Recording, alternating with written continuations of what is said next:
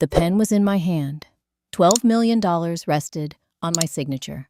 The same land where my husband was buried, the land I sold in silence, so my daughter could have a future, was now sitting at the center of a deal her new husband had been planning long before he ever said, "I love you."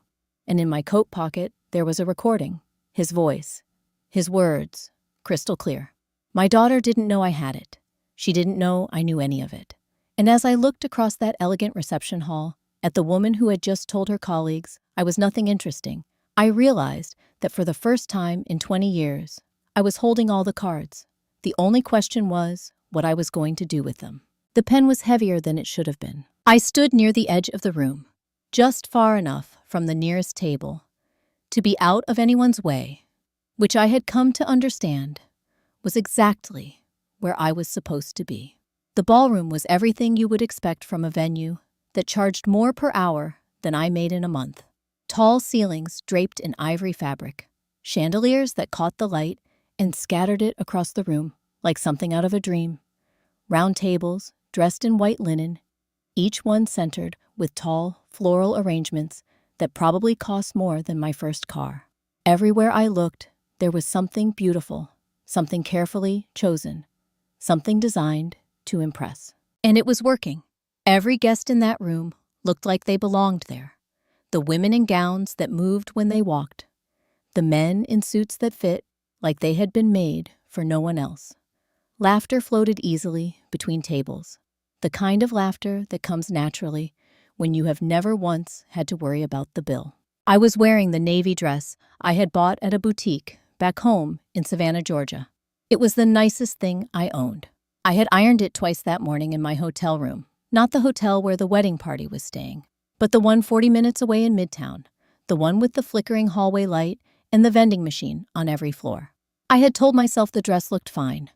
Standing here now, I was less sure. The pen in my hand belonged to the venue. Someone had handed it to me earlier in the evening, along with a leather-bound folder, the kind that makes paperwork feel like ceremony. I had not opened the folder yet. I was not ready. There was something else I needed to figure out first. My daughter had gotten married 3 hours ago. I had watched her walk down the aisle from the 8th row, which was where my seat had been assigned, not by accident but by design. I had watched her smile at the man waiting for her at the altar, a smile I recognized from when she was a little girl, wide and certain, and full of a joy that made everything else in the room disappear. She had looked beautiful. There was no other word for it. And, for a moment, just one, I had let myself feel nothing but proud. That moment had not lasted long. It was somewhere between the cocktail hour and the start of dinner that it happened. I had been standing near the tall windows overlooking the city, holding a glass of sparkling water I had not touched when my daughter walked past with two people I did not recognize. A man and a woman, both polished, both carrying themselves with the easy confidence of people who had never once questioned whether they belonged in a room. I would later learn they were senior colleagues of my daughter's new husband, people whose opinions apparently mattered very much. The woman smiled at me with genuine curiosity. She asked in the pleasant and practiced way of someone at a social event how I knew the bride. I opened my mouth, but my daughter answered first. "Oh, she's just a small-town teacher," she said, her voice light, casual, the kind of tone you use when you are describing something entirely unremarkable. Nothing interesting. She did not look at me when she said it. She was already turning back toward her companions, already laughing at something the man had said, already moving forward. The two colleagues nodded politely in my direction and followed her, and just like that, the conversation was over. I stood there for a moment with my mouth still slightly open. Then I closed it. I did not say anything. I did not call after her. I did not correct the record or insert myself back into a moment that had already moved on without me. I had spent enough years in a classroom to know that some lessons land harder when you let the silence do the teaching. Instead, I turned back toward the window and looked out at the city. New York, at night, is something else entirely. Lights stretching in every direction, millions of them, each one belonging to someone living a life I would never know. From up here, everything looked close together. From up here, the distance between things was hard to see. I reached into the small clutch bag I had carried all evening, and my fingers found something. Not the pen, something else. Something I had been aware of all night, the way you are aware of a stone in your shoe, present in every step impossible to ignore. I did not take it out, not yet. The evening was still moving around me, still performing itself for the 140 guests who had flown in from places I had never been, and I was not ready to change the temperature of the room. So I did what I had always done when I needed to hold myself together in a space that did not quite hold space for me. I observed. I watched the way the waitstaff moved between tables, with the quiet efficiency of people trained to be invisible. I watched the way the groom's mother, a tall woman with silver hair and a posture that said she had never once slouched in her life, worked the room like it was a garden she had personally planted. I watched my daughter move from table to table, radiant, composed every inch the woman she had been working to become for years. She did not look back at me, not once, and I stood there in my navy dress with a pen in one hand and something else in my bag, and I understood something that I had been trying not to understand for a very long time. This night was not about love alone. It was about arrival. It was about my daughter planting her flag in a world she had been reaching toward since she was 19 years old, and realized that the world was much larger than Savannah. I did not blame her for wanting more. I never had.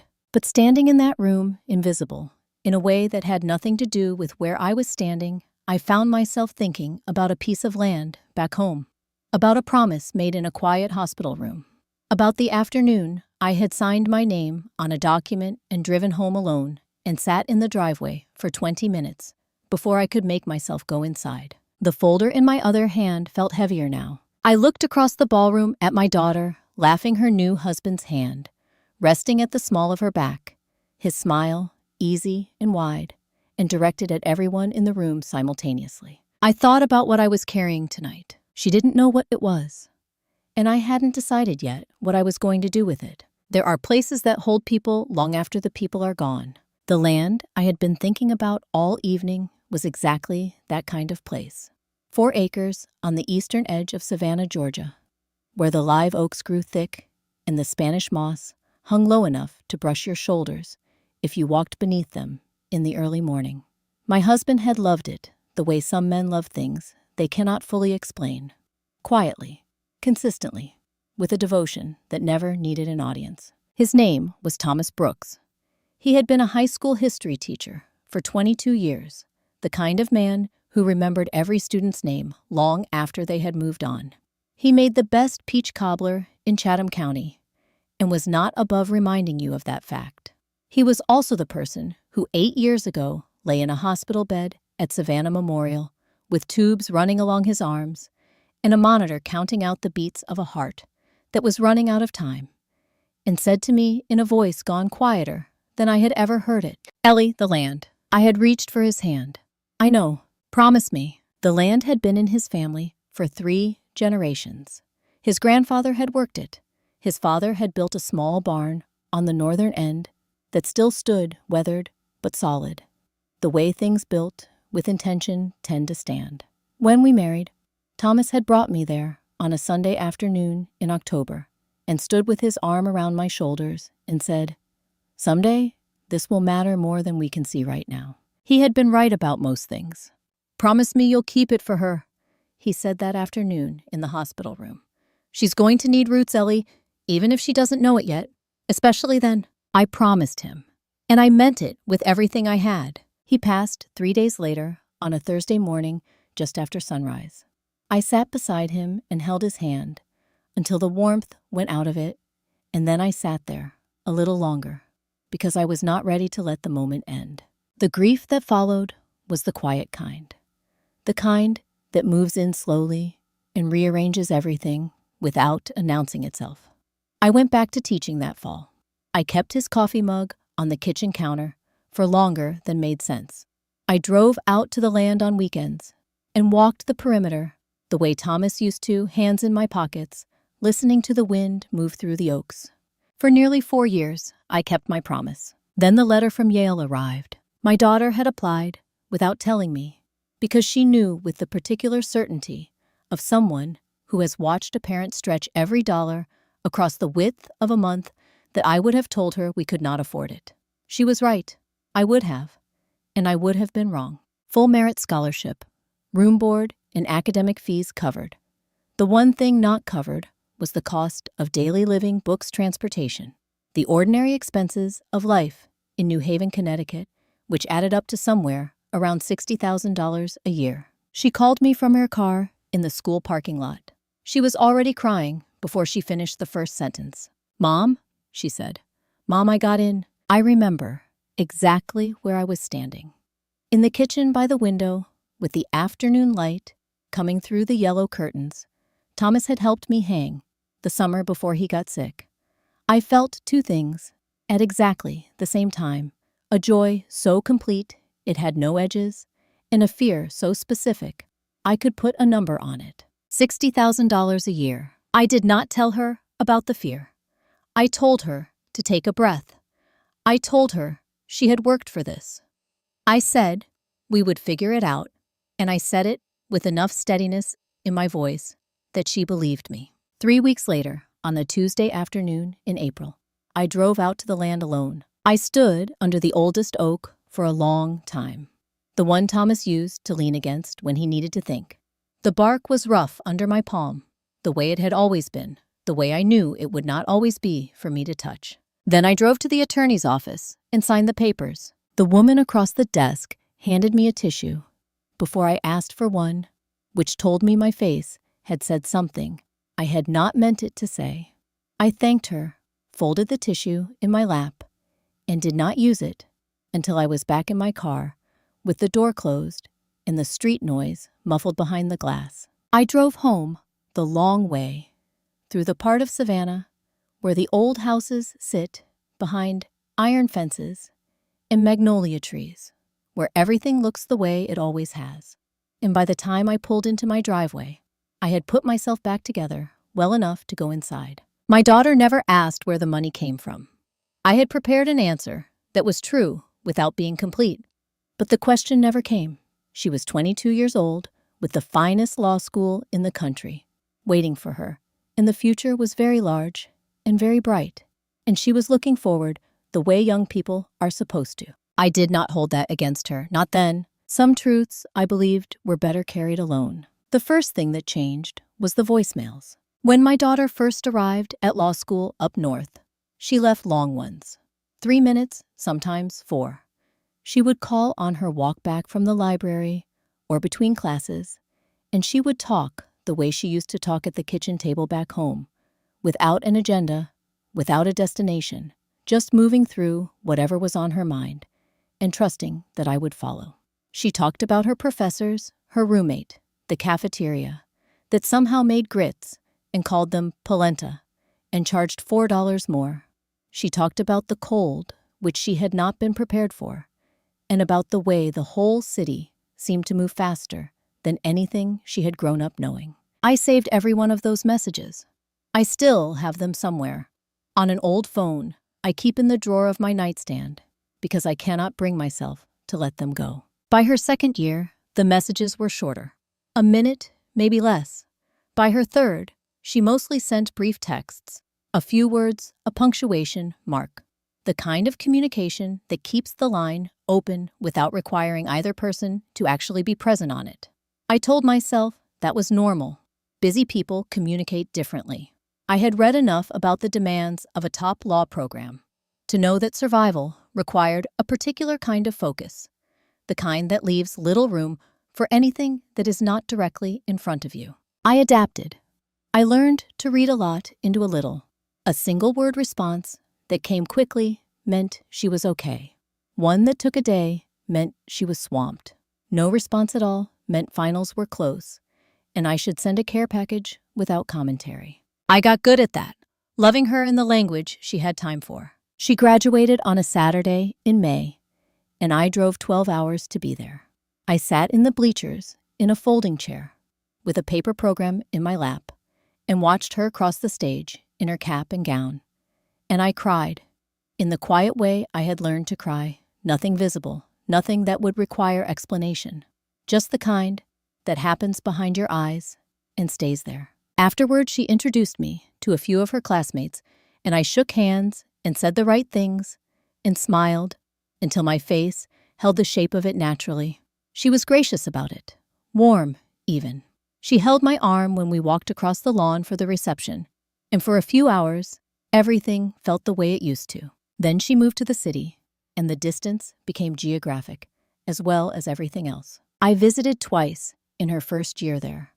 Both times, she was generous with her time, in the way that people are generous when they are also very busy. She planned things, made reservations, kept the schedule full, so that there was always somewhere to be and something to talk about. It was kind. It was also, I came to understand, a way of keeping the visits on a kind of pleasant surface, where nothing too heavy could settle. The moment I noticed the shift most clearly came during my second visit. We were at a restaurant near her apartment, the kind of place with no prices on the menu, and servers who describe each dish like they are presenting evidence in court.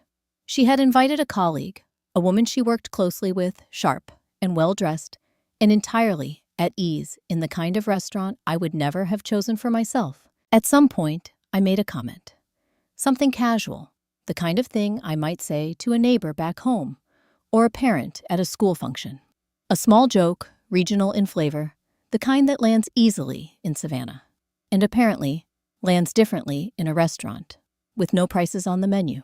There was a brief pause. Then my daughter said, with a smile that did not quite reach her eyes, "What she means is," and she translated me, gently, efficiently, like a diplomat, smoothing over a minor incident before it becomes a larger one. Her colleague laughed and moved on, and the evening continued without interruption.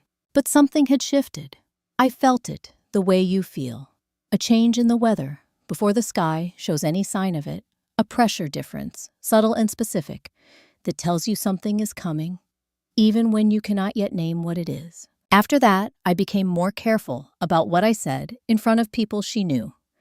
Not because she asked me to, not explicitly, but because I had learned to pay attention. And what I was paying attention to told me that the version of me that fit comfortably into her world up here was a quieter one, a more edited one that did not arrive with 40 years of Savannah in its cadence and call it normal. I loved her anyway. That was never the question. The question was something else, something I could not quite put into words yet, something that sat at the back of my mind, the way an unanswered letter sits on a desk, present, patient, waiting. The call came on a Wednesday evening in late fall. I was in my kitchen making dinner, something simple, the kind of meal you make when you are cooking for one and have stopped pretending otherwise. My phone buzzed on the counter, and her name came up, and I dried my hands and answered. She sounded lit from the inside. There is no other way to describe it. Her voice had that particular brightness that belongs to people who have just made a decision they are certain about. And she spoke quickly, the words coming in a rush, the way they used to when she was small, and had something urgent to share. She told me she was engaged. She told me he was wonderful. She told me he was someone she worked with, someone who understood her world, someone who made her feel. And here, she paused just briefly, searching for the right word scene. I told her I was so happy for her. I asked his name, and she told me, and I repeated it back to make sure I had it right. I asked if she was sure, and she laughed like the question was charming and unnecessary. We talked for 11 minutes. I know because I looked at the screen after we hung up. Then I turned back to the stove and finished making dinner and sat down alone at my kitchen table and ate without tasting much of anything. She said she was happy, and I wanted more than anything to believe her. She arranged the meeting for a Sunday, about 3 weeks after the phone call. I took the train up from Savannah, 13 hours, 2 transfers, a paper cup of coffee that went cold somewhere around Richmond, Virginia. I did not mind the traveling. I had always been the kind of person who finds long train rides clarifying something about the steady rhythm of the rails, and the landscape moving past the window gives the mind permission to settle. By the time the skyline appeared through the smudged glass, I had talked myself into a reasonable state of openness. He made her happy. That was what mattered. Everything else could be figured out in time. She met me at the station, wearing a coat I did not recognize and a smile I did. She hugged me at the platform and held on for a moment longer than usual, which I noticed but did not comment on. She looked well, rested in the way that people look when they have found a life that fits them, or at least a life that fits the person they are currently trying to be. We took a car to the restaurant where we were meeting him. He was already there when we arrived, standing near the entrance with the particular ease of someone who has spent his entire life arriving places first and being comfortable about it. He was tall, well-built, dressed in the kind of casual clothing that costs more than it looks like it does. His hair was neat without being studied.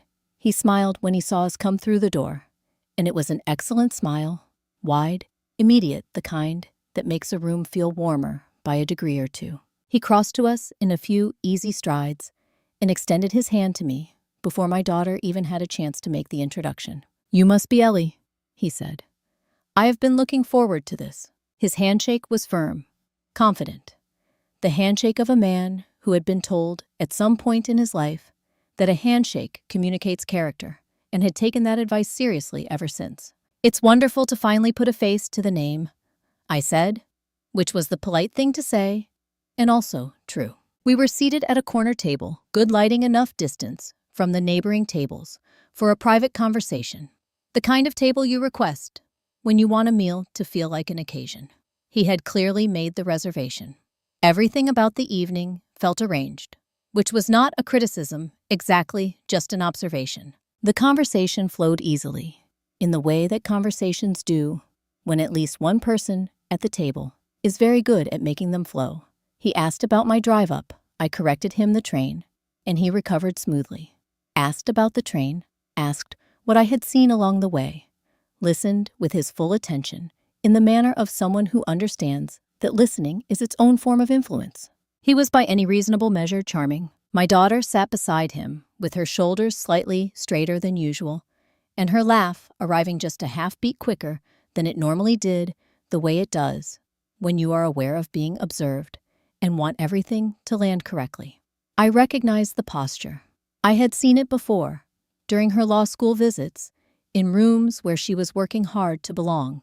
I did not say anything about it. Somewhere between the appetizers and the main course, he turned his attention to me with the particular focus of someone shifting gears intentionally.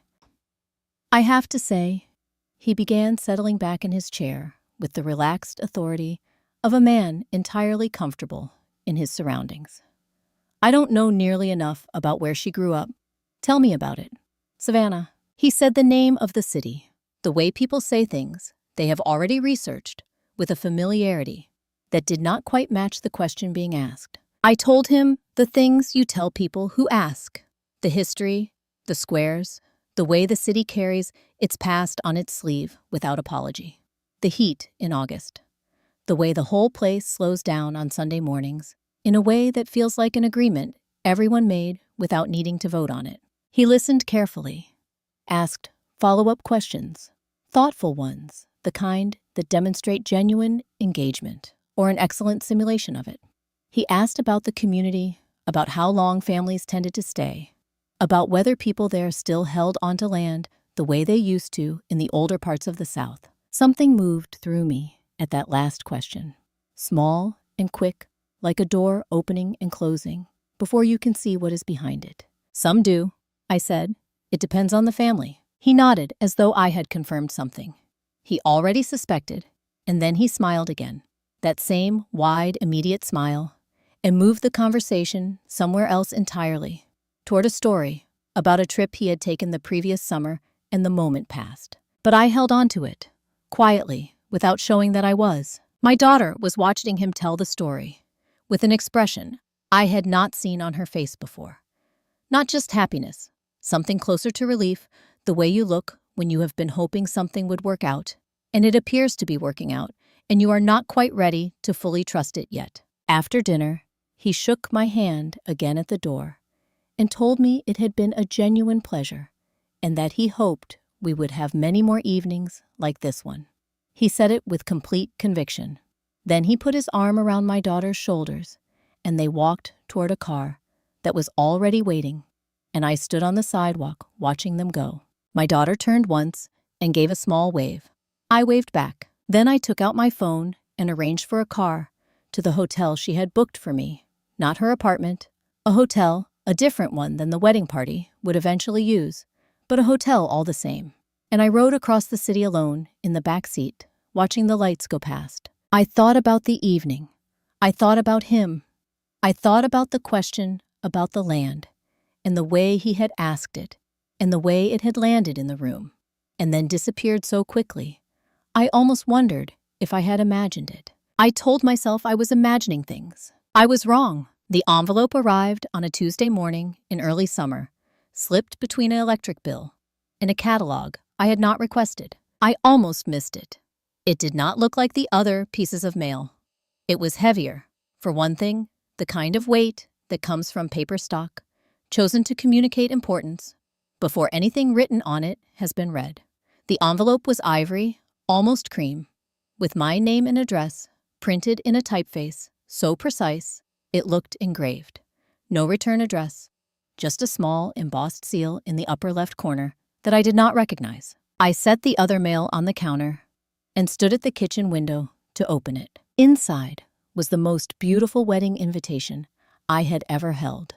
A thick card, double-layered, with gold foil lettering that caught the morning light in a way that felt intentional. The venue was listed as a hotel in Midtown Manhattan, one of those historic properties whose name I recognized from a magazine I had flipped through in a waiting room years ago. The date was set for late September. The dress code was listed as black tie optional, which I understood meant black tie expected, and optional was a courtesy extended to people whose feelings they did not want to hurt. It was by any measure a beautiful thing to hold. Then I found the second sheet. It was folded neatly behind the invitation, printed on the same quality paper, but in a smaller, more administrative typeface. At the top, centered, it read, Guest Information and Evening Overview. Below that, a name I had not seen before, the name of the groom's mother, the woman who had apparently taken it upon herself to prepare this document. I would come to understand, over the weeks that followed, that this was simply how she operated. Margaret Elliott was the kind of woman who communicated through systems, procedures, carefully organized information distributed in advance so that no one at her son's wedding would have cause to be confused or unprepared and I suspected this was the deeper motivation out of place. The document was 3 pages long. It covered the timeline of the evening in 15-minute increments. It listed the dietary options available at each course and the protocol for indicating a preference. It described the photography schedule, the order of the receiving line, and the seating arrangement for the immediate family during the ceremony, which was listed separately from the seating arrangement for extended family and guests. I was listed in the guest section. My table was number 12. I read that twice to make sure I had it right. Table 12. I was not familiar with the layout of the venue, but the document helpfully included a small diagram, and Table 12 was positioned as best I could determine near the eastern wall of the reception room, close to what the diagram labeled as the service entrance. I folded the document along its original crease and set it on the counter beside the invitation. Then I called my daughter. She answered on the third ring, slightly out of breath, the way she always sounds in the middle of a workday, when she picks up anyway, because she sees it as me. "Did you get it?" she asked, before I had said much of anything. "Isn't it beautiful?" "It is," I said. "Very." A pause. She knew me well enough to hear what I was not saying. "Mom, I'm at table 12, I said, keeping my voice even. A brief silence on her end. Not the silence of someone caught off guard, but the silence of someone who had been expecting this conversation and had prepared for it. "The seating was handled by Margaret," she said. "She organized everything according to, it's a big event. There are a lot of moving parts, and she has a system." "I understand that," I said. "I just want to make sure I understand the system correctly." "Table 12 is near the kitchen. It's near the eastern wall," she said. "The diagram shows it near the service entrance." Another pause, shorter this time. "Mom, the Elliots do things a certain way. It's not personal. It's just, there are family tables, And then there are guest tables, and the organization reflects. Which am I? I asked. Family or guest? The question sat between us for a moment. You're my mother, she said. And then, before I could respond to that, she continued, the words coming out in a careful, practiced flow that told me she had thought about this in advance. But the wedding is being hosted jointly, and the Elliots have a very specific way of structuring these things. And I really need everyone to just work within the structure, because there is so much to coordinate. And if one thing gets complicated, it affects everything else. I let her finish. I'm not trying to complicate anything, I said. I know that. Her voice softened. I know you're not. Mom, please don't make this harder than it already is. I need everything to go smoothly. This matters to me, more than I can explain right now. I looked out the window at the yard.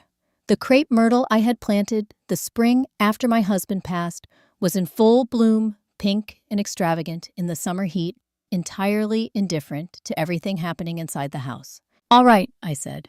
Thank you, she said. And the relief in her voice was so immediate and so genuine that it was almost harder to hear than the conversation itself. We talked for another few minutes about practical matters, travel arrangements, what to wear, whether I needed anything specific for the weekend. Then she had to get back to a meeting, and we said goodbye, and I set the phone down on the counter next to the invitation. I stood there for a while in the quiet of my kitchen, looking at that beautiful ivory envelope with its gold foil lettering and its embossed seal, and its 3-page guest information document that had assigned me a seat near the service entrance. I thought about what it meant to be invited somewhere, and simultaneously told exactly how much space you were allowed to take up. I thought about systems and structures and the particular kind of message that gets communicated not through what is said, but through what is simply arranged quietly and in advance by someone who never has to say a word about it directly. I picked up the invitation and set it on the refrigerator with a magnet, the way I had always done with things that mattered. It felt like being handed a costume and told to disappear into it. I arrived in the city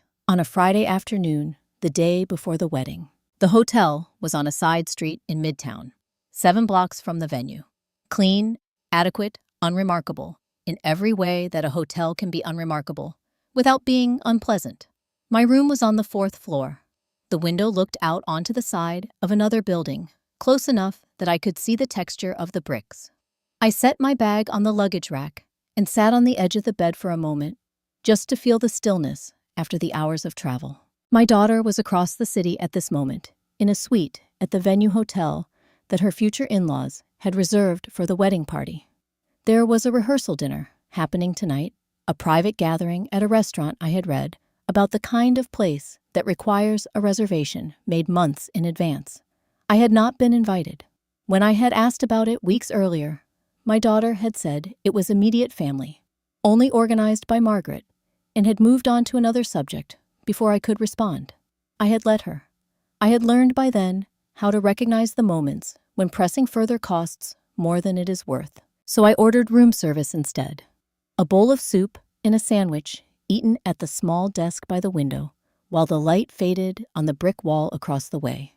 Simple food for a simple evening alone in a city of 8 million people. Around 8 o'clock, I went downstairs, not because I had anywhere to be, but because the room had started to feel smaller than its actual dimensions. I thought I might find somewhere nearby for a cup of coffee, let the city move around me for a while. The lobby was calm at that hour, a few guests coming and going, nothing that required my attention. I had almost reached the front door when someone called my name. Not my first name, my full name with the title, the way people address you when they know you from a context that carries some weight. I turned. The young man standing near the sitting area by the window was perhaps 30, with the kind of open, unguarded face that belongs to people who have not yet decided to be careful all the time. He looked, I realized after a moment, like someone from home. And then I recognized him because he was. His name was James Calloway. He had worked alongside my daughter at her first firm in the city, 2 years before moving on to a different position. Originally, From the Georgia coast, raised less than an hour from where I lived, he had met my daughter during her early years in practice. I had crossed paths with him once, before a brief introduction in a hallway that left only a general impression. Enough, apparently, for him to remember my name. He crossed to me, with his hand extended, and something in his expression that looked like relief. "Mrs. Brooks," he said. "I wasn't sure I'd run into you. Is this your hotel?" "It is," I said. "Are you here for the wedding?" He nodded, and something shifted in his face. Not quite discomfort, but the careful look of someone choosing his footing before he speaks. "I am," he said. "I got an invitation a few weeks back. From the groom, actually." A pause. "Not from Sophia. I don't think she knows I'm coming." I looked at him steadily. "He reached out directly," James continued, keeping his voice low. "Said he wanted to reconnect, catch up on some things. Business related," he said. He stopped for a moment, as though deciding how much further to go. "I almost didn't come. Something about it didn't sit right with me. I couldn't put my finger on exactly what." He met my eyes then, with the directness of someone who has decided that the honest thing is worth the risk of saying it. "Mrs. Brooks, something about all of this felt off to me. I'm not sure why, but I'm glad you're here." We talked for a few more minutes. After that, careful things surface. Things the kind of conversation that moves around something without landing on it. Then he said goodnight, and I said goodnight, and I rode the elevator back up to my room. I lay in the dark for a long time, with the sounds of the city coming through the window. Sirens, the low, constant rumble of traffic below, the particular hum of a place that never fully quiets, no matter the hour. Something felt off. I filed that feeling away and tried to sleep. I couldn't. Sleep, when it finally came, lasted only a few hours. I was awake before 6, lying in the gray half-light of a room that had never quite gotten dark, listening to the city settle into its morning rhythms. The first delivery trucks, the distant sound of a siren, heading somewhere with urgency, the particular quality of early light that filters through curtains in a city that never fully rests. I lay still for a while. Then I got up, because there was nothing else to do, and being still had stopped helping. I had hung the dress on the back of the bathroom door the night before, so it would be the first thing I saw when I was ready to see it. It was a deep navy, the color of the ocean, just before a storm decides what it wants to be. Simple in its cut, with a neckline that was modest without being severe. Thomas had chosen it himself, which was unusual for him. He had never been the kind of man who noticed what was in a shop window. But he had seen it and bought it and brought it home, wrapped in tissue paper, with a card that said, "Our anniversary was still 3 weeks away, but he could not wait." We never made it to that anniversary. He went into the hospital 6 days later. I had kept the dress, folded in its tissue paper, in the back of my closet for 8 years. I had taken it out a handful of times, held it, put it back. Tonight had seemed, in some way, I could not fully articulate, like the right occasion. Not because it was a happy occasion exactly, but because carrying something this long without using it starts to feel like a different kind of loss. I dressed carefully. I did my hair the way I used to do it for school events and parent conferences. The version of myself that was composed without being stiff. I checked the mirror, once decided it was enough, and picked up the small bundle of flowers I had brought from home.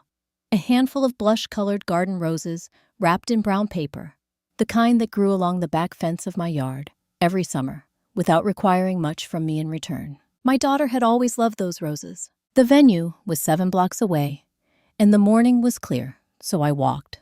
The city at that hour has a different character than it does later, quieter, more provisional, like a stage being set before the audience arrives. I walked slowly, flowers in hand, and let myself feel, just for those few blocks, that today was simply a day when my daughter was getting married, and I was her mother going to see her. The bridal suite was on the second floor of the venue, down a wide corridor that smelled of fresh flowers and something warm and sweet that I could not identify. I could hear voices through the door, laughter, music playing softly, the ambient sound of several women occupying a room with comfortable familiarity. I knocked. The door opened, but it was not my daughter who answered. Margaret Elliott was a tall woman, with silver hair worn close to her face, and the posture of someone who had never once entered a room without knowing exactly why she was there. She looked at me with an expression that was perfectly pleasant, and somehow, at the same time, completely closed. "Ellie," she said, "how thoughtful of you to stop by." The phrasing was precise. Stop by, not arrive, not come in, as though I were a neighbor who had wandered over uninvited, rather than a mother who had come to see her daughter on her wedding day. "I brought flowers," I said, and held out the roses. She accepted them with a smile that acknowledged the gesture without particularly welcoming it. Behind her, I could see the room, bridesmaids in various stages of preparation, a makeup artist working near the window, my daughter seated at the center of it all, her back to the door. "We are in the middle of getting ready," Margaret said. Her tone was not unkind. It was something more effective than unkind. It was simply final. "I will make sure she knows you came." The door closed softly. I stood in the corridor for a moment. Then I turned and walked back toward the elevator, which was when I realized I had set my bag down. Inside the small meeting room, adjacent to the suite, I had stepped in briefly to check the roses before knocking and left it there without thinking. I went back. The meeting room door was slightly ajar, and as I reached for it, I heard a voice from inside that stopped my hand mid-motion. It was a man's voice, low and unhurried, the tone of someone accustomed to speaking in rooms where he does not expect to be overheard. I did not move. I was not entirely sure, in that first moment, that what I was hearing was what I thought I was hearing. But the voice continued, and the words continued, and I stood in the corridor with my hand near the door and listened. I do not know exactly when I realized my phone was recording. I keep a voice memo application open sometimes when I am planning lessons, a habit developed over years of teaching, when ideas came at inconvenient moments. The phone was in my bag, which was just inside the open door, and the application had apparently activated on its own, the way technology sometimes does at the precise moment you most need it to and least expect it. I did not move until the voice stopped. And then I waited another full minute until I heard footsteps cross the room and exit through a second door on the far side. Then I stepped in, picked up my bag, and walked to the elevator. In the elevator, going up to the floor where I had been told guests could wait before the ceremony, I took out my phone. The recording had run for 4 minutes and 17 seconds. I put one earbud in and pressed play and stood very still while the doors opened and closed again on an empty floor. When it finished, I pulled the earbud out and put the phone back in my bag. My hands were not entirely steady. My daughter was getting married in 45 minutes, and I was standing in a hallway holding something that changed everything. The 45 minutes passed, the way time passes when you are holding something heavy and cannot put it down slowly and with great awareness of every second. I made my way into the ceremony hall and found the 8th row without assistance. The seat was on the left side of the aisle, toward the middle of the row, close enough to see the altar clearly, but far enough from the front that no one would think to look in my direction. I sat down, placed my bag carefully on my lap, and looked straight ahead. The room was filling steadily around me. Guests arrived in pairs and small clusters, finding their seats with the unhurried confidence of people who have attended many events like this one and know exactly how to inhabit them. The women wore gowns in muted jewel tones. The men wore dark suits. Everyone looked as though they had dressed this morning for precisely this occasion, which of course they had, though on most of them it appeared entirely effortless. The hall itself was the kind of space that makes you feel upon entering it that whatever is about to happen here matters. High ceilings, warm lighting that softened every edge, rows of white chairs dressed with small florals at the ends, chosen for their uniformity rather than their wildness. At the front, an arch constructed entirely of white blooms stood where the vows would be spoken, large and deliberate and unmistakably expensive. A string quartet near the front played something measured and unhurried. I recognized the piece distantly, the way you recognize something learned long ago and only partially retained. It was the kind of music designed to tell a room how to feel, without requiring anyone to think about it too carefully. I was thinking about it very carefully. James appeared at the edge of my row about 10 minutes before the processional began. He moved quietly, excused himself past the couple already seated beside me, and settled 2 seats to my left without drawing any particular attention. He glanced at me once when he sat down. I looked back at him. Neither of us said anything. There was nothing that needed saying yet, and we both understood that. The music shifted. It was a subtle change, a key, a tempo, but it moved through the room like a current, and every person in it responded without being told to. Spines straightened. Conversations stopped mid-sentence. A few phones appeared briefly above the rows and were then lowered when a member of the venue staff moved quietly along the aisle with a look that communicated the request without requiring words.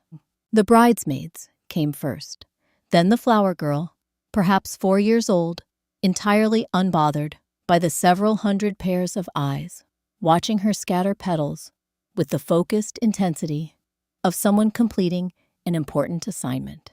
A murmur of warmth moved through the crowd.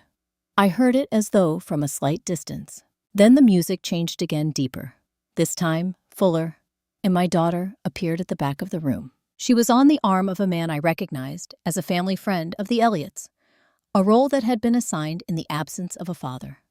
She walked slowly, deliberately, the way she had always moved when she wanted to make sure she was getting something right. Her dress was the kind of white that photographers spend careers chasing, luminous, without being harsh, catching the light along its edges, in a way that made it look as though she were generating some of it herself. She was without question the most beautiful thing in that room. I watched her come down the aisle, and I felt in the same breath 2 things that had no business existing simultaneously. A pride so complete and physical, it pressed against the inside of my chest, and something else beneath it, quieter, heavier, the thing I had been carrying since the hallway that morning, sitting there like a stone at the bottom of a clear river. Visible if you knew to look, hidden if you did not. She did not look at me as she passed my row, but then just before she reached the altar, she slowed, almost imperceptibly. Not enough for anyone else to notice, I think, but enough for me, and turned her head slightly to the left. Her eyes found mine across the width of the room. For one moment, perhaps 2, she looked at me directly. I could not read what was in that look. I have spent considerable time since trying to reconstruct it. There was something in it that was not quite an apology, and not quite a question, and not quite a farewell. It was the look of someone standing at a threshold, who knows on some level that crossing it means something they have not fully reckoned with yet. Then she turned back and continued forward, and took her place beside the man who was waiting for her. The vows were spoken clearly and without hesitation. Each word landed in the room with the weight of something meant. I listened to every one of them.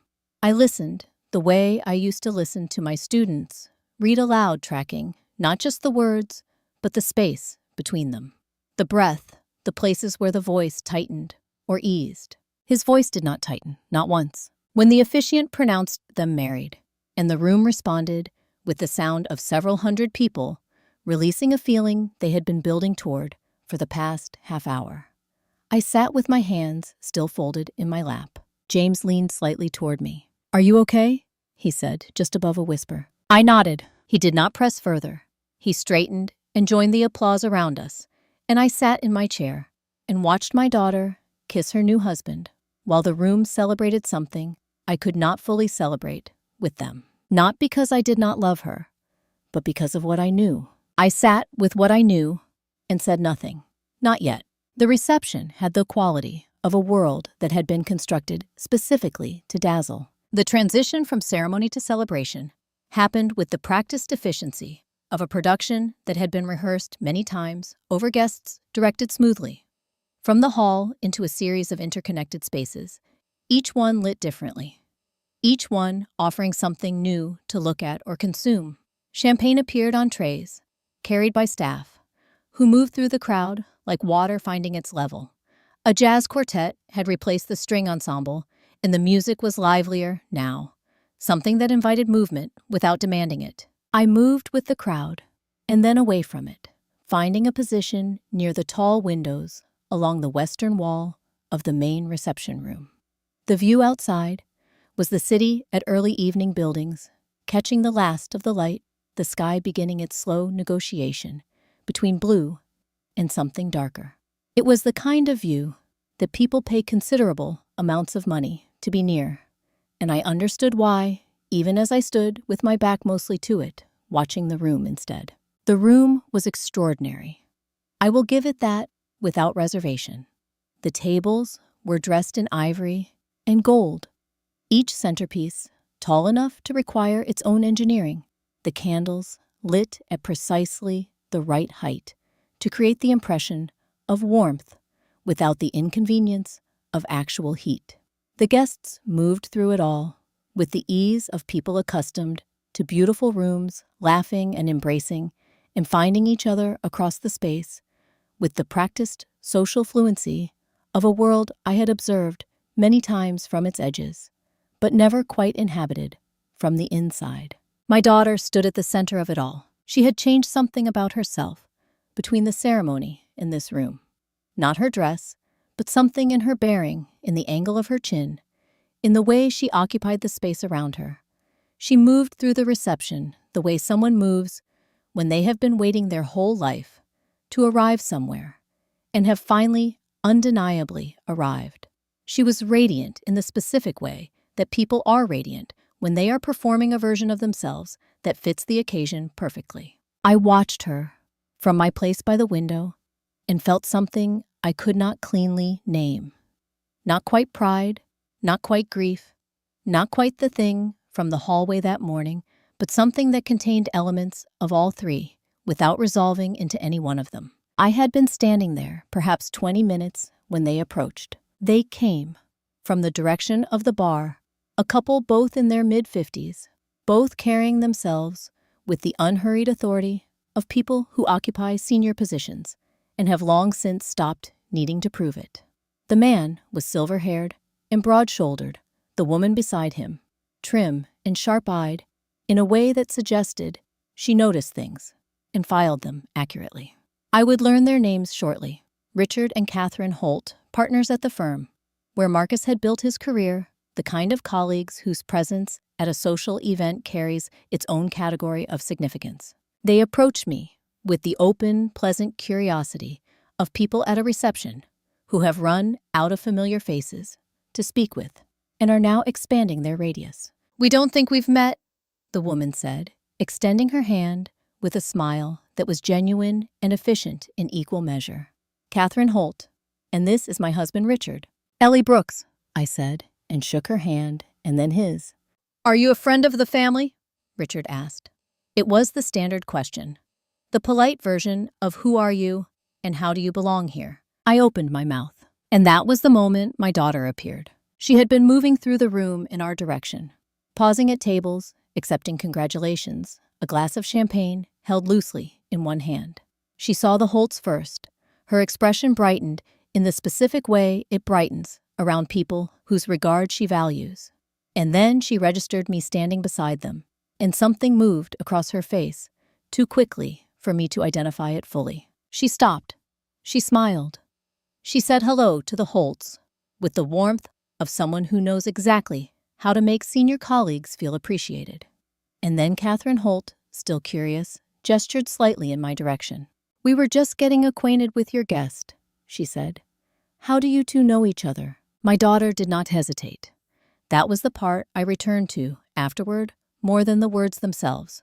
She did not pause, did not glance at me, did not give herself even a half second to reconsider.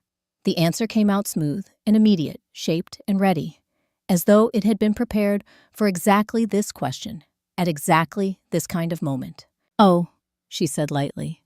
"She's just a small-town teacher. Nothing interesting." Then she laughed, a small social laugh, the kind that signals to everyone in the conversation that what was just said was pleasant and minor and entirely not worth dwelling on, and turned the conversation back toward the Holts, asking Richard something about a case she had heard about through the firm, and the moment moved forward, the way moments do, when everyone agrees silently and simultaneously to let them. The Holt smiled politely in my direction and followed my daughter into the next exchange. I stood by the window. I did not move for what felt like a long time, but was probably less than a minute. The jazz quartet was playing something unhurried and warm. Somewhere to my left, a group of guests laughed at something someone had said. A waiter passed with a fresh tray of champagne and offered me a glass, and I shook my head without quite seeing him. My hands, I noticed, were not steady. It was the first time all evening that my body had said something my face was not saying. I watched my daughter's back as she moved away, the set of her shoulders, the tilt of her head, the absolute ease with which she had done what she had just done, not with cruelty, not with malice, with something that was in some ways harder to absorb than either of those things, with habit, as though she had practiced the erasure so many times it no longer required effort. And standing there in that beautiful room, with the city going dark behind me, and the party moving forward all around me, something settled into place, with the quiet finality of a door closing in an empty house. I saw it clearly now, all of it. I reached into my pocket. She had no idea what was about to happen. He found me before I had taken 3 steps from where I was standing. James came from the direction of the bar, moving with the focused purpose of someone who has been watching for the right moment and has decided this is it. His face, when he reached me, had lost whatever careful composure he had managed during the ceremony. He looked like a man carrying information he was not sure what to do with, which, as it turned out, was exactly what he was. "Can we step somewhere quieter?" he said, his voice low enough that the couple nearest to us would not have caught a word of it. I followed him toward a narrow alcove near the entrance to the service corridor, not the corridor itself, just the space beside it, shadowed enough to offer privacy without requiring explanation. The sounds of the party continued on the other side of the wall, muffled and warm, a world operating at full volume, while we stood just outside it.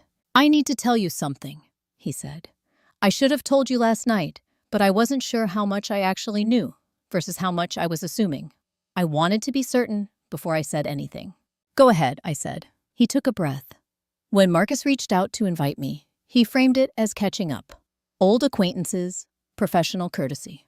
But the conversation we had before the wedding, the questions he asked, they were too specific to be casual. He kept coming back to Savannah, to property, to whether families in that part of Georgia still held on to land the way they used to. He paused. So I started looking into things. I have a contact at the county recorder's office back home.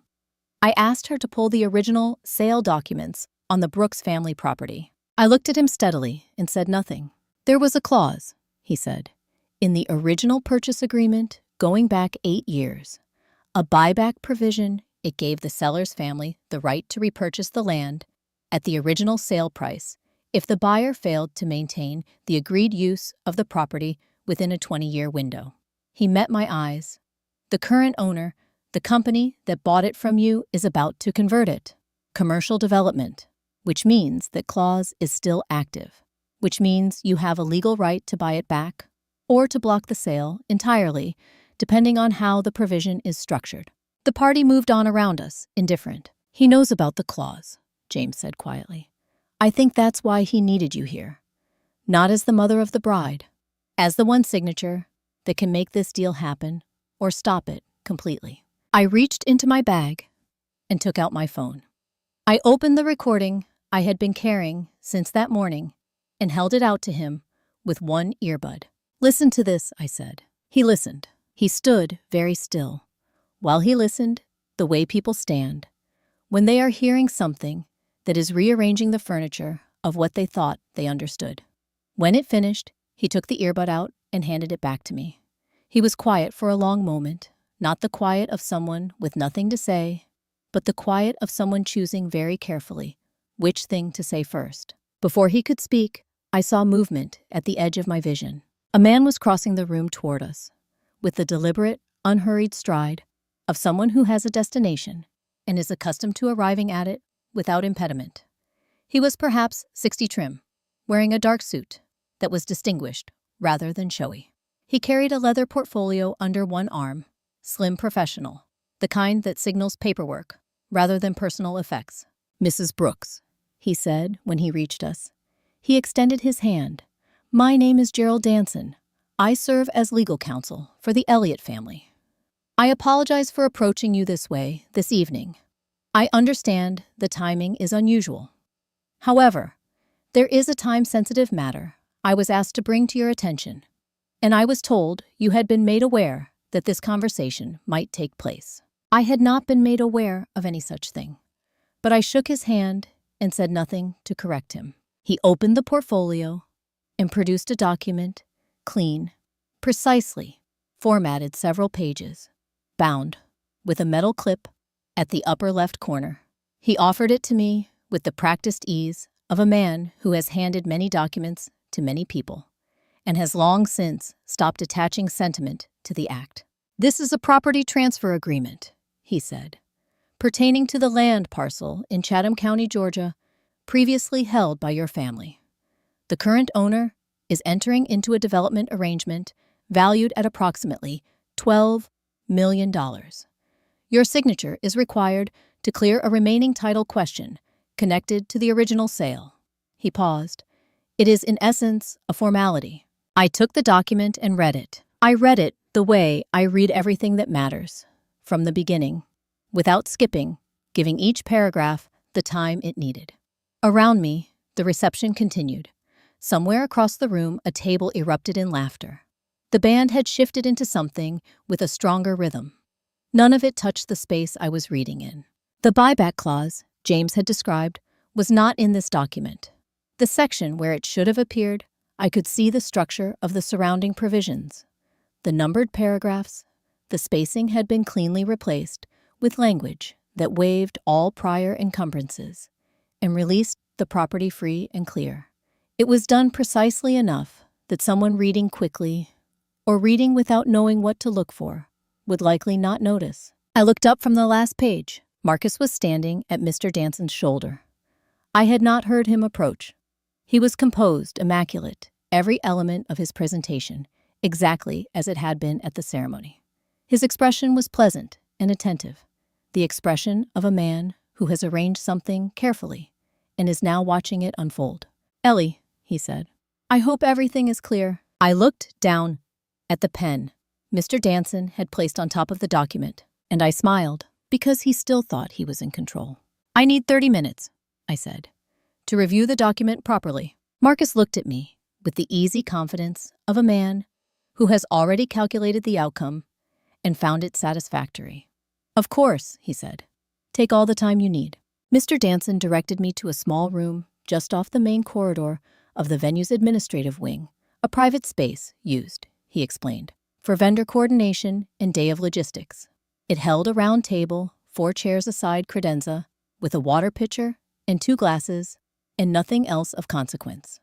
The walls were painted the particular shade of off-white that institutions choose when they want a room to feel neutral rather than empty. He set the document on the table, placed the pen beside it, and closed the door behind him without being asked to. The sounds of the reception faded to something distant and peripheral, a low vibration in the walls, more than an actual sound, the suggestion of celebration rather than the thing itself.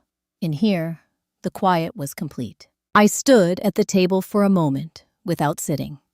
I looked at the document. Then I looked at the water pitcher. Then I pulled out the nearest chair and sat down, not because I intended to sign anything, but because standing felt like a posture I had not yet earned. I poured a glass of water and drank half of it. Then I set the glass down and let the room be quiet around me for a while. This was something I had learned over 30 years in a classroom, that silence, properly inhabited, is not empty.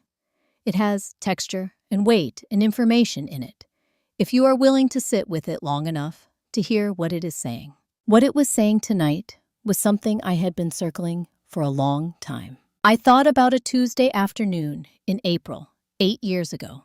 Not the signing itself. I had visited that memory enough times to know its contours by heart, but the moment just before it. The moment I sat in the parking lot of the attorney's office and called Thomas's number on my phone, out of pure reflex, the way you reach for something that has always been there before you remember that it isn't anymore. The call did not connect. Of course it did not connect. But I sat there with the phone to my ear for a few seconds anyway, because sometimes the gesture is its own kind of answer. What I remembered most about Thomas, in the quiet of that small room, was his hands. He had a teacher's hands, marked by years of chalk and dry erase markers, the knuckles slightly enlarged from decades of cold mornings and baseball practice, on fields that never had adequate heating. When he held my hand, he held it the way he held everything he cared about, completely, without reservation, with the particular steadiness of a man who understood that the point of holding on is not to grip, but to be present. The last time he held my hand was in a hospital room, 3 days before the end. He had not been able to say much by then, but he had reached for me and held on, and I had understood, in the way that people understand things that cannot be said, that he was not asking for anything. He was simply making sure I knew he was still there. I had tried, since then, to hold things the way he held things, completely without reservation, with steadiness instead of grip. I had not always managed it. I thought about my daughter at 22, standing in a school parking lot with a letter shaking in her hands, and a future suddenly larger than anything she had planned for. I had not been there in person, she had called me, but I had constructed the image of it so many times over the years that it felt like a memory rather than an imagination. Her face, when she realized what the letter said, the way her voice had cracked in the middle of my name, the particular sound of joy that has nowhere to put itself yet and is still figuring out which direction to run. I had sold the land for that sound. I would do it again, but that was a different question from the one I was sitting with now. I took my phone from my bag and opened the recording. I put one earbud in and pressed play, and listened to it one final time, all the way through without stopping. 4 minutes and 17 seconds of a man speaking in a room where he believed he was unheard. I listened without my hands shaking. That was different from this morning. This morning, the shaking had been the first contact with something I was not prepared for. Now I was prepared. Now I was simply taking the measure of it, the way you measure a space, before you decide what to build in it. When it ended, I removed the earbud, set the phone on the table, and reached into my bag for something else. A small notepad I carried out of the same decades-long habit that had produced the open recording application. Teachers carry paper the way other people carry keys. I tore out a single sheet and smoothed it flat on the table beside the document. Then I picked up the pen, not to sign the contract, to write something else. I wrote solely, and with intention, the way I asked my students to write when the assignment was something that mattered. When I finished, I read it back once. Then I folded it in half and set it beside the unsigned document. I stood, straightened my dress, and opened the door. Mr. Danson was waiting in the corridor, precisely where I had expected him to be. "I need 20 more minutes," I said. "I'll be right back." He looked at me with the carefully and neutral expression of a man trained to manage the unexpected without displaying that he finds it unexpected. "Of course," he said. I walked past him toward the sound of the party. I had made my decision. Not from anger, from something much quieter than that. The party had reached its fullest volume by the time I stepped back into it. The band had moved through its earlier warmth into something with more insistence to it. A rhythm that asked the room to participate, and the room was participating. The floor in front of the stage held a cluster of guests moving with the particular abandon of people who have had enough champagne to stop monitoring themselves. The tables had taken on the comfortable disorder of a meal well underway, napkins, relocated centerpieces, pushed slightly aside to make room for conversation. The evening had found its stride. I stood at the edge of it and looked for my daughter. It took a few minutes. She was not where I expected her to be. I moved through the room with the careful deliberateness of someone who does not want to be noticed, moving with purpose past the bar, past the cluster of guests near the windows where I had stood earlier, past the table where Marcus's colleagues were still deep in a conversation that appeared to require everyone's simultaneous contribution. I kept my pace even, and my expression settled. I found her near the far end of the room, in a quieter eddy of the party, standing with two women I recognized from the ceremony as members of the wedding party. She had a glass in one hand, and her head tilted slightly to the side, in the posture she had always adopted when she was listening to someone she respected. She looked from this distance entirely at ease. She saw me coming. I watched the small adjustment that moved across her face. Not alarm exactly, not guilt exactly, something in between, a micro-expression that lasted perhaps 1 second before her social composure reasserted itself completely. She said something brief to the women beside her and took a small step in my direction, the way you step towards something you are not entirely sure you want to meet. "Mom," she said, and the word came out with a question mark attached to it that she had not intended. It was the first time she had called me that all evening. I noted it without saying so. "I need to show you something," I said, "and I need you to really listen." She looked at me for a moment, searching, assessing, trying to read what was behind the request. Whatever she found there was enough to make her nod. We moved to a quieter space near the back of the room, a stretch of wall between two service doors, where the music was present but not overwhelming, and no one had particular reason to look in our direction. I did not choose the spot for drama. I chose it because what I was about to do required her to be able to hear and to be able to react without an audience. I took my phone from my bag. "Someone said something this morning," I said, in a room where they believed they were alone. I happened to be outside the door. I held the phone out to her. "I need you to hear it." She looked at the phone, then at me. Then she took it. I watched her face as the recording began. The first several seconds were ambient sound, the low background noise of a closed room, the sound of someone moving a chair, perhaps the particular quality of silence that precedes a conversation. Then the voice came through. It was unmistakably his, even through the small speaker, even compressed into the dimensions of a phone. Recording, the cadence was his, that particular unhurried authority, that tone of a man who speaks in rooms where he does not expect to be challenged. I watched my daughter's face as she heard it. She was very still at first, the kind of still that is not calm, but is the thing that precedes the end of calm. The stillness of someone receiving information that their mind has not yet decided how to process. Her eyes stayed fixed on the phone in her hand. Her jaw was set. Her breathing was even, which I knew because I knew her was something she was doing consciously. Then a particular phrase came through the speaker. I will not repeat the whole of what was said. Some things do not need to be restated to be understood. But there was a sentence near the middle of the recording, spoken with the matter-of-fact confidence of a man reporting a calculation, rather than describing a person, that contained two words placed side by side in a way that left no room for interpretation. Useful. Her mother. The words settled into the space between us. Her complexion, which had been warm from the evening, and the movement and the champagne changed. Not dramatically, not the way things change in performances.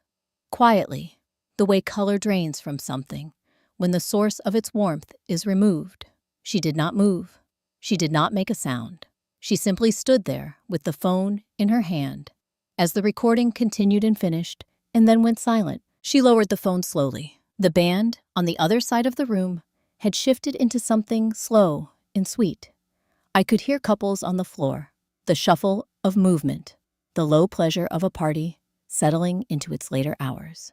Someone laughed a full, genuine laugh, and the sound carried across the room with the easy brightness of a person who has no reason to be anything other than happy tonight. My daughter did not look at me immediately. She looked at the middle distance, at nothing really, at the space between where we were standing and the rest of the evening. Her free hand, the one not holding the phone, had closed into a loose fist at her side. Not from anger, I thought. From the effort of remaining upright under something that had just become very heavy. When she finally turned to me, her eyes were bright, in a way that had nothing to do with the lighting. She did not speak. Not yet. She was a lawyer. She knew what it meant to hear evidence, and she knew better than to respond before she had finished processing what she had just heard. But I could see in the particular quality of her silence what the recording had done. Not just the information in it, the voice. His voice, saying those words, with that tone, in that room, where he had believed no one was listening. My daughter stood in front of me, with tears she was too proud to let fall, hearing, for the first time, the real reason the man she married had walked into her life. She stood there for a long moment, after the recording ended, not moving, not speaking, the phone still in her hand, as though she had forgotten it was there. Then she looked at me. "Mom." Her voice was different now. Not the social voice, not the careful voice she had been using all evening to navigate a room full of people whose opinions mattered to her professionally. This was the voice, underneath all of that smaller, unguarded, the one I recognized from phone calls late at night when she was in her first year of law school, and the workload had finally exceeded what she could manage alone. "Why didn't you tell me?" she asked. "About the land." I took the phone gently from her hand and put it back in my bag. Then I looked at her directly, the way I had always tried to look at her when something important needed to be said, without softening it into something easier than it was, but without making it harder than it needed to be either. "Because you had just gotten into the finest law school in the country," I said. "And I did not want the first thing you felt after that to be guilt." She absorbed this quietly. Her eyes moved away from mine, for a moment, not evasively, but in the way people look away when they are placing new information into a structure that was built without it checking whether it changes the shape of things. "How long have you known about what he's been doing?" she asked. "With the property." "Since this morning," I said. She nodded slowly. Then, after a pause that had the quality of someone steadying themselves before asking the thing they most need to ask, "Did Dad know what you were going to do when you sold it?" I had thought about how to answer this question for 8 years, in the way you think about answers to questions that have not been asked yet. Not rehearsing exactly, more like carrying it, keeping it close enough to reach for when the time came. "Your father knew we needed money," I said. "He knew the land was the only thing we had that was worth enough to matter. And he knew me well enough to know what I would decide, even though we never said it directly." I paused. "He made me promise to keep it. And then, in the same breath, he told me that what he really wanted was for you to have a future. He understood those two things were in conflict. He left the decision to me." Her jaw moved slightly. She was holding herself very carefully together, in the deliberate way she had learned somewhere between Savannah and New Haven, the way of a woman who has trained herself not to come apart in front of other people. "What did he say?" she asked. "Exactly. If you remember." I remembered exactly. "He said give her wings first," I told her. "The roots will always be there." Something broke in her face then. Not loudly, not with the drama of a moment designed to be witnessed. It was the quiet kind of breaking, the kind that happens when a person has been holding something at arm's length for a long time, and finally, in a single, unguarded moment, lets it close enough to touch them. She did not cry outright. She was still too much her mother's daughter for that, or perhaps too much her father's. He had never cried easily, either. But her eyes filled, and her breath caught once, and she turned her face away for a moment toward the wall. And I let her. I did not reach for her or speak. I simply stood beside her and let the moment be what it was. When she turned back, she was composed again, or close enough to it. "He said that," she repeated. Not a question, just saying it again to hear it in the air outside her own head. "He did." She was quiet for a long time after that. The party continued beyond the wall, music, laughter, the ambient sound of an event proceeding exactly as planned. In here, in this narrow space we had carved out from the edges of the evening, none of that reached us. We existed for a few minutes in a different kind of time. I did not rush it. Some moments need to be inhabited at their own pace, and this was one of them. I had waited 8 years for this conversation. A few more minutes was nothing. I thought about the afternoon I had walked the perimeter of those 4 acres. For the last time, the way the light came through the canopy of the old oaks in long slanted bars. I thought about the small marker in the ground at the far eastern edge, modest and weathered, the way my husband had always preferred things that mattered to look honest rather than impressive. I thought about what it had meant to leave that place behind and what it had meant to do it without telling her. And I thought that Thomas had been right, the way he was right about most things that counted. The wings had come first. She had flown further than either of us had imagined. And now, standing in a hotel corridor, in a city that did not know her name 8 years ago, she was beginning, I thought, to understand what the roots were for. She lifted her head. Her eyes were clear now, or nearly. There was something in them that had not been there earlier in the evening. Not resolution exactly, not yet, but the thing that comes just before resolution, when a person has seen enough of the truth to know they cannot look away from the rest of it. What do we do now, Mom? The question was simple, practical almost.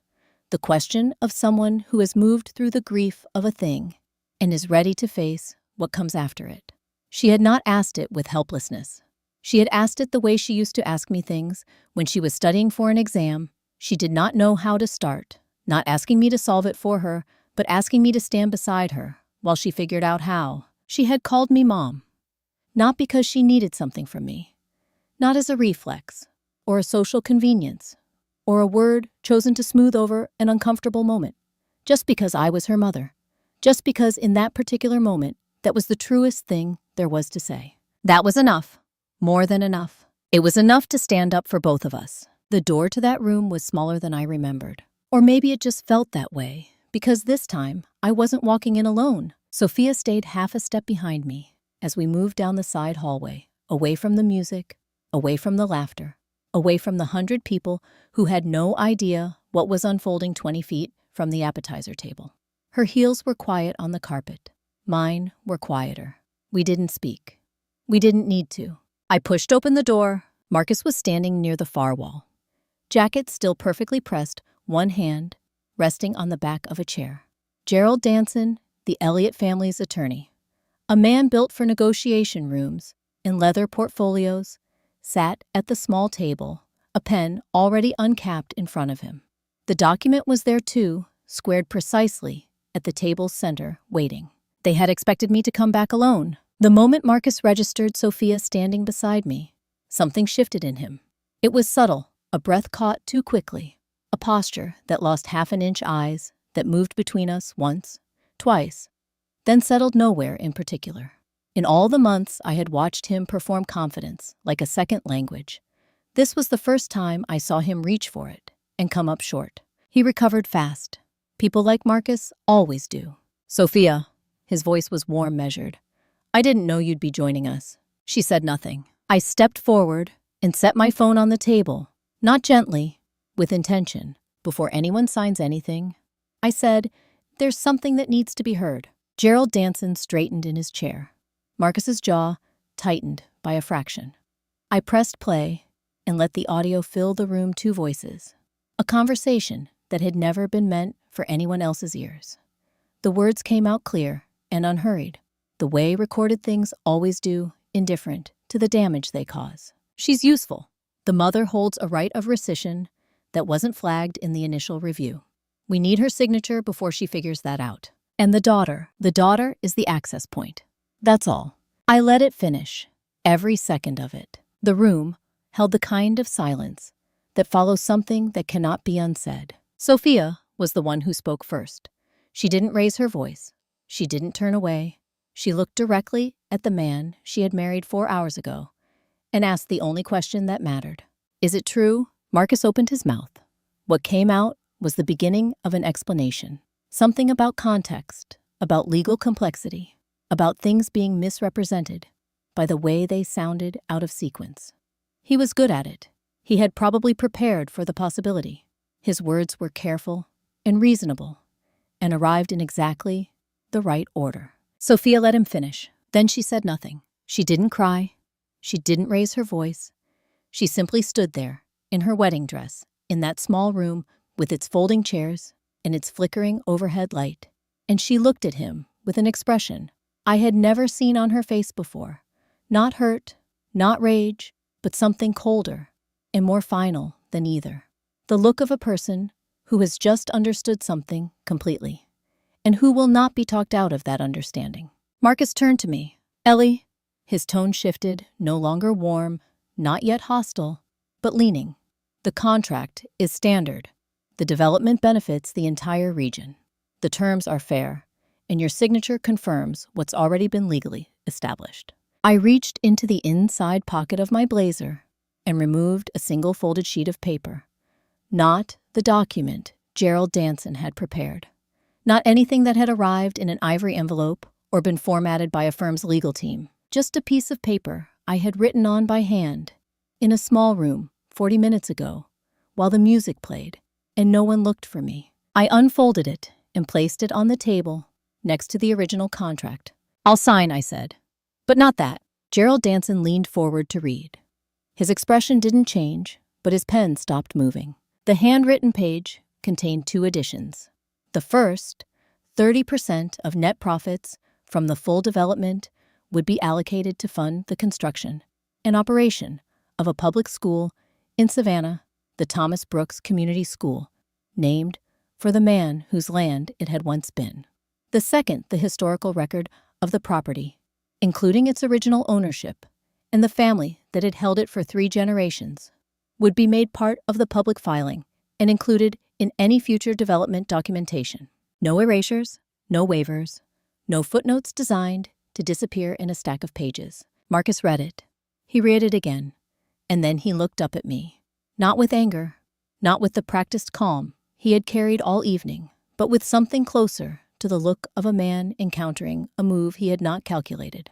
Good. He should have. He left without a word. That more than anything told me what I needed to know. The man who had built his entire evening around a single signature, who had arranged seating charts and guest lists and casual dinner questions about Savannah real estate, walked out of that side room with nothing but his composure and a briefcase that no longer held what he came for. Gerald Danson followed, gathering his papers with the quiet efficiency of someone who had learned long ago not to ask too many questions when a deal went sideways. The door clicked shut behind them. Sophia and I stood in the sudden stillness. The party music was still audible, something low and smooth, drifting through the wall as if the rest of the world had not received the news yet. She looked at the table, at the handwritten page still sitting there, at the space where the original contract had been. Then she picked up her phone. She didn't call me. She didn't call anyone at the party. She scrolled to a contact she had saved under a name I didn't recognize and stepped to the far side of the room. Voice low, words careful. I caught pieces. Not the document. I signed a secondary provision. I'll need counsel available by morning. Her voice was steady, measured. She was already thinking 3 moves ahead, the way she had been trained to do, the way I had always watched her do since she was 16 years old, arguing a point at the dinner table with 2 library books open beside her plate. I had sold a piece of land to give her that voice. It had been worth every acre. When she ended the call, she stood still for a moment, phone held loosely at her side, looking at nothing in particular. Then she straightened, adjusted the shoulder of her dress, and walked toward the door. I need to do something first, she said. Not to me exactly, more to herself. But she said it where I could hear. I followed her back into the hall. The party had thinned. The string ensemble had given way to a quieter, recorded playlist. Some guests had moved to the bar, others to the terrace. The long tables were half-cleared linen, slightly rumpled centerpieces, leaning the way flowers do after a few hours in warm air. Sophia scanned the room with the same focused look she used when she entered a courtroom, not rushed, but deliberate. She spotted them near the far end of the main table. Richard and Catherine Holt, senior partners at the firm, where her husband worked, the couple who had stood beside her earlier in the evening and listened to her describe her own mother as someone not worth a second thought. She walked straight toward them. I stayed back, close enough to see far enough to let her do it herself. Richard Holt noticed her first. He smiled, the automatic polished smile of a man who spends his life managing impressions. Sophia, wonderful evening. You must be— I owe you a correction, she said. He paused. Earlier tonight, when you asked about the woman by the window, I introduced her poorly. She didn't lower her voice. She didn't frame it as an apology. She said it the way you state something that has simply become true. That woman is my mother, and she is the most interesting person I have ever known. Catherine Holt tilted her head slightly, processing. Richard said something gracious and vague. Neither of them quite knew what to do with a bride who corrected herself mid-reception, and that was fine. Sophia hadn't come over for their reaction. She had come over for the record. She turned and walked back across the room. I was standing near the wall, beside a potted plant that had probably cost more than my first car, trying to look like someone who had not just spent the last 40 minutes rewriting a $12 million contract by hand when she found me. James was nearby, the former colleague who had spent the evening watching this unfold with the quiet investment of someone who had suspected all along that the night would arrive somewhere like this. A few other guests lingered in small clusters conversations, winding down heels, long since abandoned under chairs. Sophia stopped in front of me. She looked at me the way you look at someone when you have run out of the right words and have decided that maybe the right words were never the point. She opened her mouth, and what came out was not an explanation, not an apology, not the kind of carefully constructed sentence she had spent 3 years at one of the country's best law schools learning to build. It was one word: Mom, not loud. She didn't need it to be loud. The people nearby heard it maybe. Or maybe they didn't. It didn't matter either way. It wasn't for them. It was the kind of word that doesn't announce itself. It just arrives soft, certain, and carrying the full weight of everything that came before it. She said it the way you say, something you've been holding back for too long. Like a breath, you finally let go. Spring came back to Savannah, the way it always does, without asking permission. The azaleas along the older streets bloomed in shades of pink and coral that felt almost excessive, the kind of color that would seem out of place anywhere north of the Mason-Dixon line, but made perfect sense here, where the air itself carried a kind of warmth that had nothing to do with temperature. The Spanish moss swayed in the late morning breeze. The live oaks stood the way they always had, patient, enormous, entirely unconcerned with the passage of time. I had spent 31 years in this city. I knew its rhythms, the way you know the breathing of someone you love, the way the light shifted in March, the way the soil smelled after rain, the way the older neighborhoods grew quieter on weekday mornings, as if they were saving their energy for something. But this particular morning felt different from the ones that had come before it. The construction had been going on for 6 weeks. I drove past the site, on my way to the cemetery, a detour that added 12 minutes to the route, but one I had started taking every few days without quite deciding to. The chain-link fencing was still up, orange safety markers lining the perimeter's heavy equipment, parked at angles that made the whole lot look mid-thought. But the foundation was poured. The framing had begun. A sign near the entrance read, Thomas Brooks Community School, established in partnership with the Brooks Family Land Trust. I sat in the parked car for a moment, engine running, looking at that sign. Thomas had been a history teacher for 22 years. He had spent those years convincing 15-year-olds that the past was not just a collection of dates, but a living thing, something that pushed on the present, whether you acknowledged it or not. He would have found it deeply satisfying that his name was going on a school. He also would have been quietly embarrassed by it and tried to deflect the conversation toward someone else's contribution. I smiled at the sign. Then I pulled back onto the road. Sophia was waiting at the entrance to Bonaventure Cemetery when I arrived, standing just inside the iron gate with her hands in the pockets of a light jacket, looking at the row of old markers near the path. She had been in Savannah for nearly 2 months, staying in the house on Abercorn Street, sleeping in the room that had once been hers, eating breakfast at the kitchen table with the window that faced east. She hadn't said much about what came next. I hadn't asked. There are seasons in a person's life that require a certain amount of unscheduled time, and I had learned over the years to recognize them. She looked up when she heard my footsteps on the path. "The sign is up," I said. She nodded. "I saw it yesterday. I drove past twice." We walked together into the cemetery, following the familiar route, beneath the canopy of old growth that made this place feel less like a place of mourning and more like a cathedral that had simply grown rather than been built. The light came through in long slanted shafts, pale gold and shifting. Somewhere overhead, a mockingbird was working through its repertoire with great self-importance. Thomas's marker was near the back, beneath the largest oak on that side of the grounds.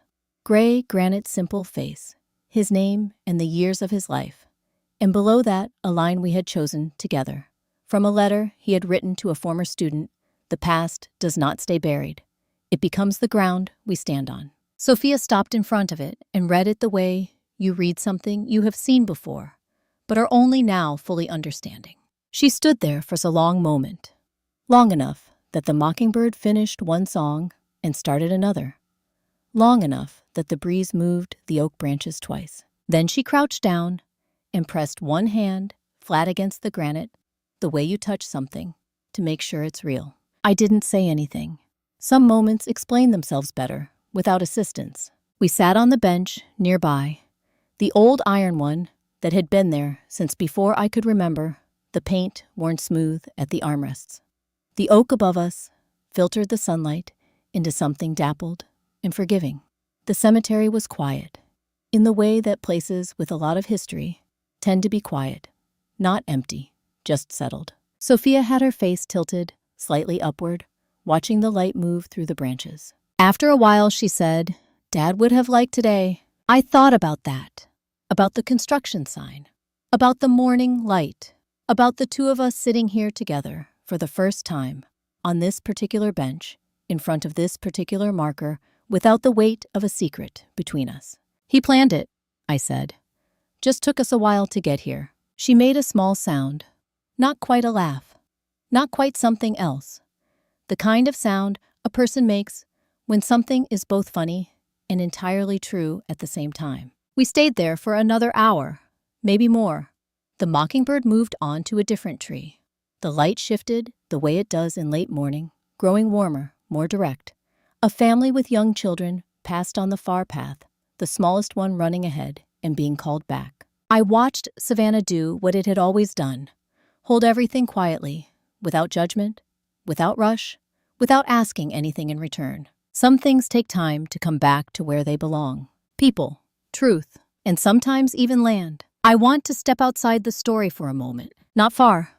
Just enough to sit beside you, the way you sit beside someone after a long evening, when the dishes are cleared and the lights are low, and there's nothing left to do but say the thing you actually meant all along. Because that's what this story was always about. Not the money, not the contract, not the moment when the truth finally walked into a room and refused to be quiet anymore. It was about what a person carries when no one is watching.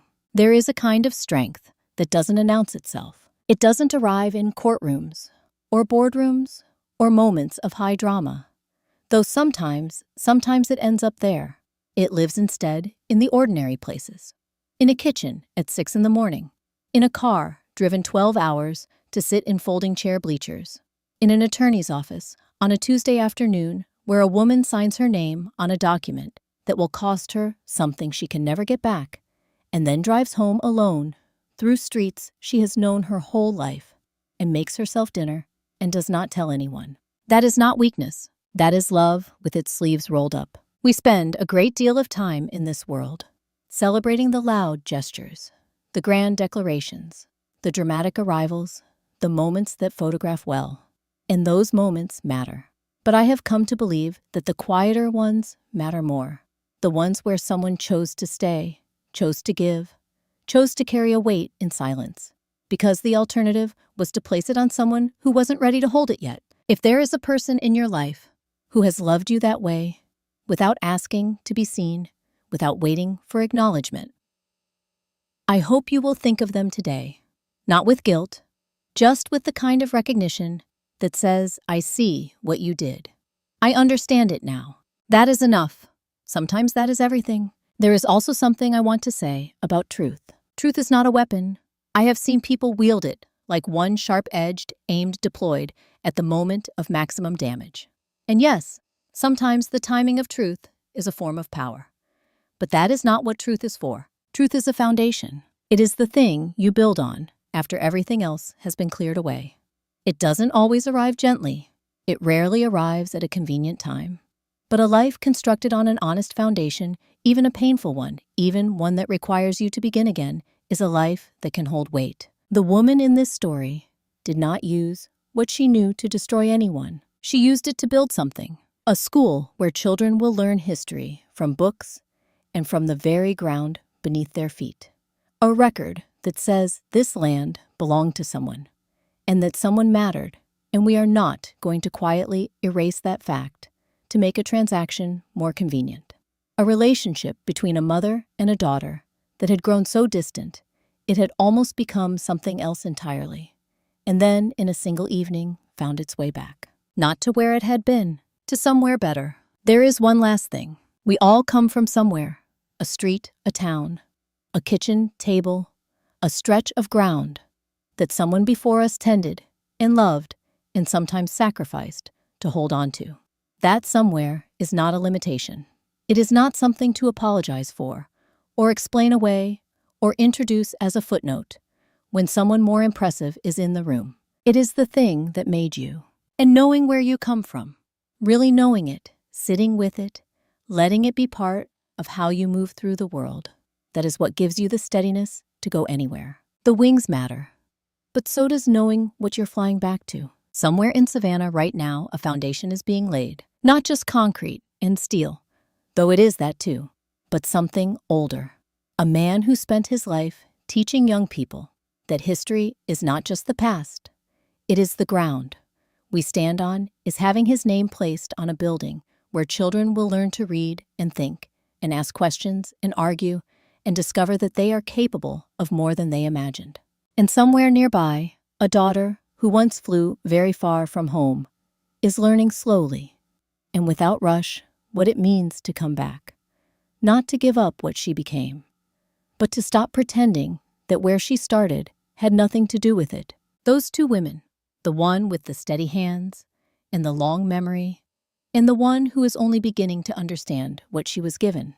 They are not a story about conflict. They are a story about time, about how long it sometimes takes for the people who love each other most to find the language to say so, and about how, when they finally do it, tends to be worth the wait. If you have ever felt invisible in a room full of people who were supposed to see you, this story was for you. If you have ever carried something alone because you didn't want someone else to have to carry it, this story was for you. If you have ever looked at a person you love and realized with a kind of quiet grief that somewhere along the way you stopped really seeing each other and wondered if it was too late to begin again, this story was for you.